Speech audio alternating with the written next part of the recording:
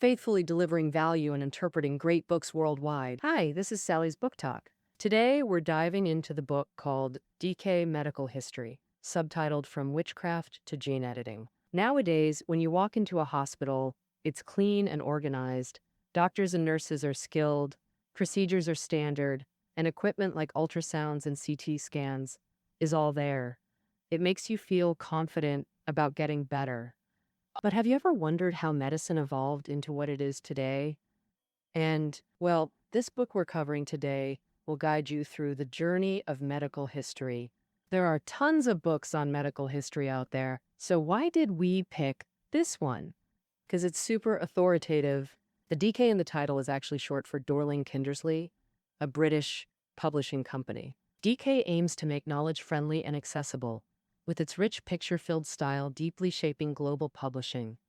As a world-famous popular science publisher, DK means accuracy and attention to detail. Their books are go-to references, like their first aid manuals and Earth encyclopedias translated into over 40 languages and sold millions worldwide. The author, Steve Parker, is a renowned British science writer and editor who's worked on over 250 books about human medicine and drugs. For his outstanding contributions to science communication, in 2014, the British Medical Association awarded him the Public Understanding of Science Promotion Award. All right, I'll break down the book's key points using 3 questions. First, what was ancient medicine like? Second, after the Renaissance, how did medicine step by step become scientific? And third, what does the future hold for medicine? Okay, let's start with the first question. Ancient medicine. From the dawn of humanity, there's been life, aging, sickness, and death. So you could say medicine is as ancient as humans themselves. Way back in the Stone Age, over 50,000 years ago, people in caves were crushing and steeping herbs to treat illnesses. At that time, folks were pretty primitive. Religion, magic, and medicine all mixed up. They'd blame unexplained stuff on spirits or demons, and that included how they saw themselves. For example, when it came to why people got sick, they thought it was evil spirits taking over or punishment for doing wrong. To cure diseases, people would make sacrifices to spirits and gods, begging him to lift curses. On ancient Egyptian papyrus from around 3500 BC, it's detailed hundreds of incantations and spells to drive out evil forces and diseases from patients. This might not be too unfamiliar to you. Even today, in some remote areas, folks still think certain illnesses come from offending spirits, so they find witch doctors to perform rituals and sometimes drink ash water or talisman water. But honestly, this approach is more likely to make things worse, not help recovery. Even if it works sometimes, it's probably just a mental comfort or relies on the person healing themselves. Of course, putting aside all that superstition, our ancestors picked up lots of effective treatments over time, some pretty advanced. For instance, ancient Egyptian docs had high-level surgical skills, likely tied to their mummy-making traditions. They could stitch up wounds, fix broken bones or amputations, and even do tricky stuff like removing tumors or tracheotomies. In ancient China, medicine developed its own system early on, with theories like qi, meridians, and acupoints, plus diagnostic methods like observation, listening, questioning, and touching, along with unique treatments like acupuncture, moxibustion, and gua sha. Traditional Chinese meds have also been super common. By the Ming Dynasty, Li Shizhen's Compendium of Materia Medica listed 1,892 drugs and collected 11,096 prescriptions. When we talk about ancient Greek medicine, we gotta mention the great doc Hippocrates. He's seen as the father of Western medicine, and nearly every med student learns the Hippocratic Oath first thing. This was Hippocrates' ethical call to the medical field, and all later medical ethics grew from it. In 460 BC, Hippocrates was born into a medical family on the Greek island of Kos. Back then, doctoring was passed down father to son, so he learned from his dad as a kid. Hippocrates' big thing was rejecting supernatural reasons for diseases. He thought the human body was made of four humors: blood, phlegm, yellow bile, and black bile. Diseases happened because these fluids got out of whack. Like, too much blood could mean hot, moist symptoms, redness, swelling, fast pulse. So they do bloodletting to cut down the blood. So this is where the idea of bloodletting therapy first came from. The theory of the four humors stayed central to Western medicine for over 2,000 years. On top of that, many of Hippocrates' medical breakthroughs still impact us today.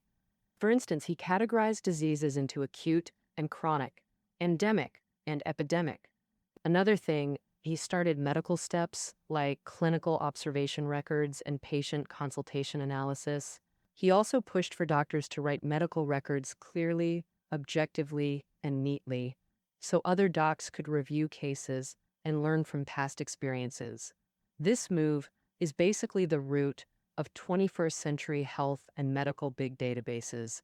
Over 600 years later, around AD 1239 in ancient Rome, another big influence on medicine, Claudius Galen, was born. Galen was born into a wealthy family. Story goes, when he was little, his dad dreamed of Asclepius, the Greek god of medicine, who ordered Galen to study medicine. His father took it as a divine command that couldn't be ignored, so Galen began studying medicine at 16. Galen kept following Hippocrates' four humors theory. He looked into the heart's role, figured out the human body has systems like digestion, respiration, and nerves, and made careful observations of bones and muscles. For more than 1,000 years, Galen's theories had a huge effect on Western medicine. Even in the 19th century, some medical schools still depended on his ideas. Galen worked as a physician for gladiators in his hometown Pergamon. Because gladiators often got hurt in fights, he had more chances to build up wound care skills than other docs. Plus, this was key when human dissection was still off limits. In ancient Roman times, Galen learned some human anatomy knowledge through these wounds. Most of his anatomy know-how came from dissecting animals. Galen first dissected fish, reptiles, dogs, goats, pigs, and supposedly even an emperor's pet elephant. Later, he dissected monkeys and other mammals more like humans. So he used what he learned from animal experiments on humans and confidently drew a human anatomy map. Now we know animals, even monkeys, are pretty different from humans. But back then, this map was seen as the top authority on human anatomy because Galen's work had a strong teleological slant. He believed human body structure and functions were purposefully designed by nature, perfectly fitting Christian doctrine of divine creation, so it got strong backing from the church. Galen was even called the medical pope. The church guarded his writings like the Bible, forbidding any speech against his theories. Sadly for medical progress, Galen's experimental methods got forgotten over time, while many of his wrong ideas became untouchable truths. Alright, that covers ancient medicine basics. Back then, people often blamed diseases on supernatural stuff. Hippocrates in ancient Greece pushed for natural explanations with his four humors theory. By Rome's era, medicine peaked with Galen as its ultimate master. Through decades of practice, Galen built a huge system covering anatomy, physiology, pharmacology, and more. But over the next 1,000 years, wars, disasters, plagues, and chaos froze science in place, while rational medicine wasn't firmly rooted yet. Supernatural beliefs swept back into medicine until the Renaissance's scientific revival finally separated the two for good. Which brings us to our second question. After the Renaissance, how did medicine become scientific step by step? Here, I'll walk you through 5 huge breakthroughs in medicine. These 5 achievements shaped medicine into what we know today. First big leap, understanding human anatomy correctly. Earlier, we saw how pre-Renaissance folks blindly believed Galen's errors. Say a doctor dissected a body and found something different from Galen's descriptions, people would blame the doctor's eyesight or call the corpse deformed before doubting Galen. Some even claimed human anatomy must have changed since Galen's time. anything but admit he could be wrong. But medicine couldn't move forward without someone daring to challenge authority. Enter Andreas Vesalius, an Italian doctor born into a medical family. Vesalius's grandfather and great-grandfather had both been royal physicians, so he grew up immersed in medicine. He'd always been fascinated by human anatomy and dissection. In 1540, with support from an Italian judge, he obtained many corpses of executed criminals. During dissections, Vesalius noticed many discrepancies between his observations and Galen's descriptions. For example, he found the human jaw is one solid bone, not two, as Galen claimed, and the sternum has 3 sections, not 7. He sharply realized these differences came from Galen using animal substitutes and assuming human anatomy was similar. After recognizing Galen's errors and their causes, Vesalius decided to write his own anatomy treatise. In 1543, at just 30 years old, he published his 7-volume masterpiece. The Humani Corporis Fabrica systematically summarized his anatomical knowledge. Vesalius personally created over 400 illustrations with stunningly clear details that amazed readers. His radical views challenged religious dogmas and drew attacks, but this never hindered his research.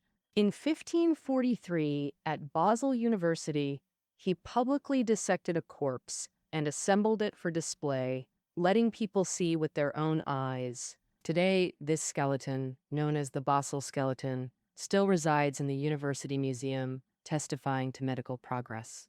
Vesalius is hailed as the father of modern anatomy, correcting centuries of misconceptions about human structure. More importantly, he established new scientific standards. Medical theories must be tested through practice. Beyond anatomy, modern dissection also enabled the discovery of blood circulation, medicine's second major breakthrough. Since ancient times, blood has been seen as life's essential fluid.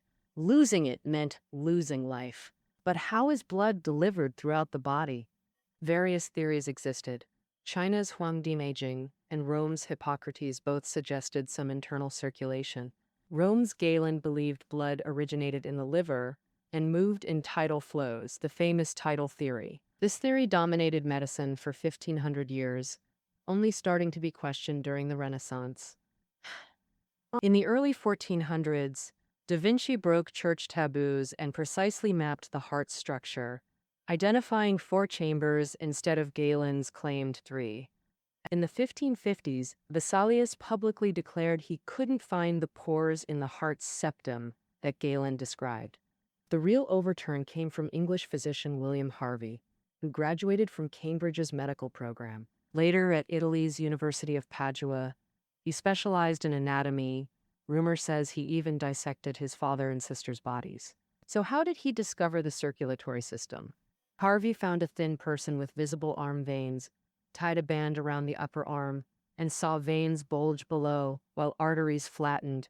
Above it, arteries bulged and veins flattened. Arteries bulging and veins flattening showed blood flows oppositely in arteries versus veins. Beyond that, observing animals, beating hearts, Harvey calculated blood flow and realized the heart pumps more blood in half an hour than the body holds. While Galen thought blood was made in the liver, Harvey's math proved the liver couldn't produce that much blood so quickly through digestion. The only possibility, blood circulates throughout the body in a closed loop. In 1628, Harvey published his historic work, An Anatomical Study of the Motion of the Heart and Blood in Animals, describing the circulatory system, 2 subcycles. Systemic circulation, where blood leaves the left ventricle via arteries to supply oxygen and remove waste. Then it returns to the right atrium via veins. Pulmonary circulation sends blood from the right ventricle to absorb oxygen in the lungs before flowing back to the left atrium. Bloodletting therapy comes straight from Galen's blood ideas. The tidal theory says blood's made in the liver, flows to organs, and gets used up. So when blood pools up, it causes sickness. So surgeons would bleed patients to drain that pooled blood and get them healthy again. But over time, reason won out, especially after Malpighi spotted capillaries with a microscope. These tiny vessels link arteries and veins into a sealed loop, backing up Harvey's blood flow idea. Figuring out blood circulation helped us understand other body functions, giving a scientific basis to diagnose and treat stuff like heart disease, strokes, high blood pressure, sepsis, and cancer. Future patients will always gain from this. After nailing down anatomy and blood flow, the 1800s brought a third big win, finding microbes. Folks started seeing that lots of diseases, like scary cholera and anthrax, infectious diseases come from tiny microbes we can't spot, like bacteria and viruses. Before microbes were found, for ages, folks blamed infections on two things. First, miasma. Miasma theory means dirty, poisoned air that spreads sickness somehow. Second theory, spontaneous generation, life popping up from non-living stuff, like mold sprouting on old bread, or maggots just showing up on rotten meat. We know now microbes cause all that, but without microscopes then, miasma and spontaneous gen were the go-to beliefs. The first challenger was John Snow, a British doc from London Uni Med School, Victoria's doc, and a pioneer in epidemiology. Summer 1954, cholera hit London hard. Soho got slammed with over 100 dead in 3 days, 500 plus in 2 weeks. Snow dug into the outbreak's patterns and causes, thinking it wasn't bad air but something in the water. That's because cholera's first symptoms show up in the gut, not the lungs or blood. To prove his theories, Snow investigated street wells nearby and found water from Broad Street's well had been murky and reeking for days. This well sat near an old cesspit whose leaking filth contaminated the water. His investigation also found survivors on Broad Street were using water from their private wells. But one family living farther off died after using Broad Street's well water. Snow proposed banning continued use of that well's water, and cholera cases immediately dropped. In 1855, Snow published On the Mode of Communication of Cholera, revised, arguing contaminated water spread cholera. But miasma theory still dominated. Officials ignored him, and cholera kept raging globally. That changed in the 1860s with Louis Pasteur, now considered a founder of modern microbiology. He dedicated decades to microbial research with stunning breakthroughs. Even today, France's Pasteur Institute bears his name and remains hugely influential. In 1859, Pasteur ran experiments using boiled broth in glass flasks. He bent some flasks' necks downward, allowing airflow but blocking dust and contaminants. Result: broth in these stayed fresh longest, while upward-necked flasks let contaminants in, growing mold faster. Pasteur's tests visually proved broth spoiled from airborne contaminants, not spontaneous generation, crushing that theory's supporters. In the early 1860s, Pasteur and physiologist Claude Bernard solved drink spoilage by killing contaminants with heat without altering taste. This became known as pasteurization. By the 1870s, Pasteur focused on vaccines, with human cholera vaccine finally arriving in 1900. The invention of vaccines dramatically changed human living conditions, slashing pandemic risks and boosting life expectancy. After microbes gained wide acceptance, scientists focused on ways to kill harmful microbes or stop their growth. Which brings us to antibiotics, their discovery and use. This marks medicine's fourth major breakthrough. Penicillin was humanity's first antibiotic. Unlike most medical discoveries, it wasn't from meticulous research, just pure chance. Its discoverer? Scottish researcher Alexander Fleming joined the Royal Army Medical Corps during 111. He saw countless soldiers die from untreated infected wounds. Post-war, Fleming returned to research at St. Mary's Hospital, dedicating himself to germ-killing drugs. In 1928, back from vacation, he started cleaning his lab. Being messy, his lab had piles of unwashed test tubes, flasks, and petri dishes. He'd been studying Staphylococcus, a nasty bacteria causing abscesses, boils, respiratory infections, and food poisoning. While tidying, he spotted something odd. A petri dish meant for bacteria had a mold patch with no bacteria around it. Clearly, the mold blocked bacterial growth.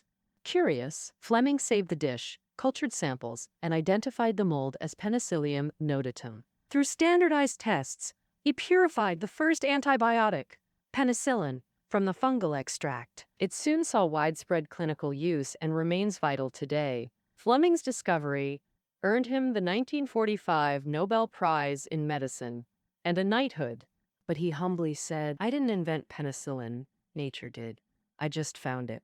Post-1950s, more antibiotics like sulfa drugs, streptomycin, and chlorothianol emerged, saving countless lives. Beyond antibiotics, 20th century medicine's other giant leap was medical imaging technology. This gave humans the ability to see inside the body without cutting it open. First came X-ray imaging tech. In 1895, German physicist Wilhelm Röntgen discovered X-rays, quickly applied in medicine. X-rays easily penetrate soft tissues like skin and muscle, but bones and dense tissues block them, showing clearly on images. In 1906, scientists invented contrast agents that block X-rays. Injected into the body, these agents make X-ray transparent tissues visible. Later, 20th century imaging evolved, like CT scans taking multiple X-rays from different angles to build 3D organ images. Another electromagnetic tech, MRI, magnetic resonance imaging. It works by aligning hydrogen nuclei with magnets to create cross-sections showing soft tissue, bone, and cartilage. Today's dizzying array of imaging tech enables millions of daily scans worldwide. Modern imaging magnifies details dramatically and transmits data globally, instantly. They identify diseases, plan surgeries, monitor treatments, all externally, no cutting required. Okay, let's recap medicine's 5 major breakthroughs since the Renaissance. First, correct understanding of human anatomy, the foundation for all medical progress. Second, establishing blood circulation theory, enabling deeper understanding of bodily functions and scientific disease treatment. Third, discovering microbes revealed the true cause of infectious diseases. Fourth, antibiotic discovery and use saved countless lives.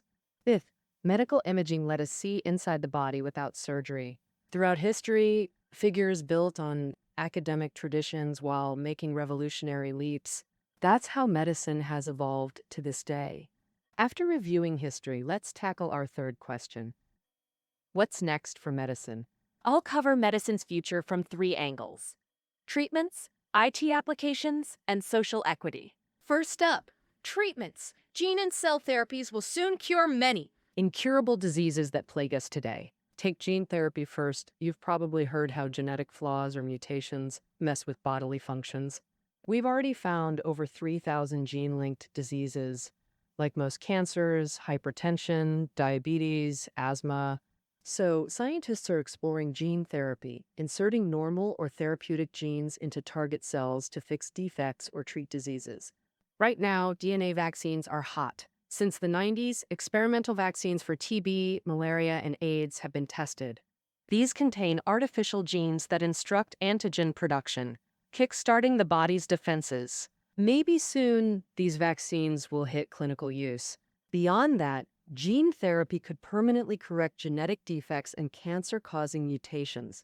Now, cell therapy, especially stem cells, these universal cells have near limitless self-renewing power. Like plant stems sprouting leaves and flowers, they can transform into other cell types under the right conditions, building tissues and organs to replace damaged parts.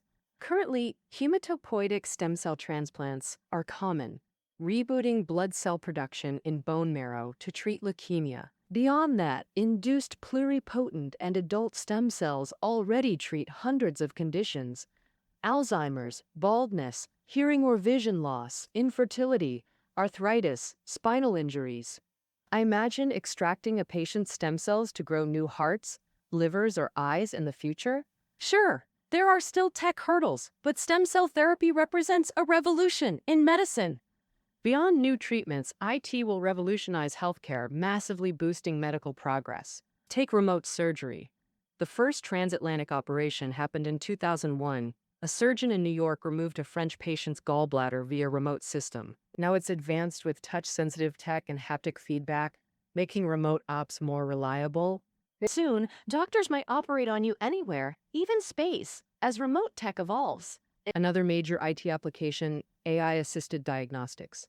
Computers already help doctors analyze scans and predict drug effects or side effects fast. They provide diagnostic evidence, track outbreaks, and help epidemiologists find cause-effect links. This boosts efficiency and eases hospital staff shortages. Plus, assisted diagnosis reduces doctor-patient conflicts. Studies show patients are more honest with computers about sensitive issues like abortions or drug use. Soon, AI diagnostics may handle much clinical work, even replace many doctors. But medicine's future isn't all rosy. AIDS, Ebola, SARS, etc. Animal origin diseases like COVID-19 hit unexpectedly, killing millions, wrecking economies with unpredictable long-term impacts. Meanwhile, rising living standards and aging populations spike diabetes, Parkinson's, obesity, and cancer rates. Work-life shifts also fuel depression and chronic stress, constant new challenges for medicine. Beyond that, socially speaking, the 21st century might be the most extreme and unequal era in healthcare yet. As Yuval Harari described in Homo Deus, if you're rich, you can become smarter, prettier, healthier, extend life, upgrade your body, become enhanced. But without money, you can't. Will this extreme inequality happen? Not necessarily. For instance, to ease overloaded hospitals and strengthen basic care, governments could build telemedicine networks and tiered diagnosis systems. Plus, medical tech advances could drastically lower treatment costs.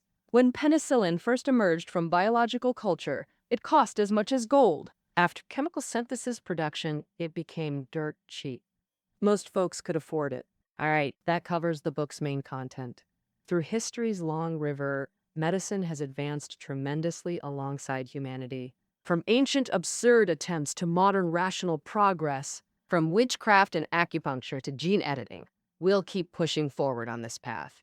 As Robert Edwards, father of IVF, said, despite criticism, we'll fight fiercely for our patients. Well, that concludes our reading of DK Medical History. Study notes are below the audio. See you next time.